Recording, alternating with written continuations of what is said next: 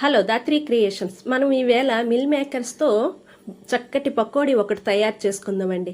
పిల్లలు ఇష్టంగా తినే మిల్ మేకర్ని మనం పకోడీలా కూడా చేసుకుంటే సూపర్గా ఉంటుందండి. మనము ఒక బౌల్లోన వేడి నీళ్ళు వేసుకొని మిల్ మేకర్స్ ప్యాకెట్ ఓపెన్ చేసి దాంట్లో వేసుకోవాలండి.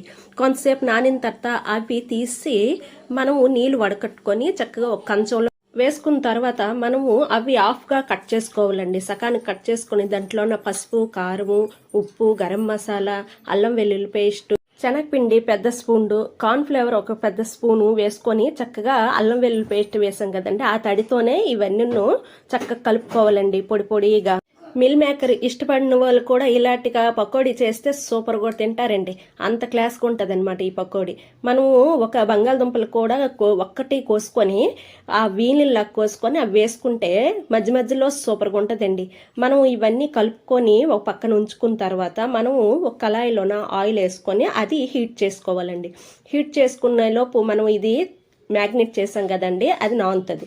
ఆ వేడెక్కిన నూనెలోన ఇవి పొడి పొడిగా వేసుకుంటే కరకరలాడే మిల్ మేకర్ పకోడీ రెడీగా ఉంటుందండి. చాలా టేస్ట్గా ఉంటుంది ఈ పకోడీ. బిర్యానీలో మిల్ మేకర్ చేస్తే మా బాబు సైడ్కి తీసేస్తాడండి. సైడ్కి తీసి ఆ బిర్యానీ తింటాడు. అలాంటిది ఈ పకోడీ ఒకరోజు చేసి పెడితే సూపర్గా ఉంది మమ్మీ అనేసి అంటే అప్పటి నుంచి మిల్ మేకర్ పకోడీ మాత్రం తయారు చేస్తానండి. వాళ్ళకి ఈ మిల్ మేకర్ పెడితే మంచిది. సోయా చిక్కుడు పిప్పుతో తయారు చేస్తారు కాబట్టి ఇది చాలా మంచిదండి. ఇది ట్రై చేయండి ఎలాగున్నది. మీకు ఈ వీడియో నచ్చినట్టుగా అయితే లైక్ చేయండి, సబ్స్క్రైబ్ చేసుకోండి. Thank you.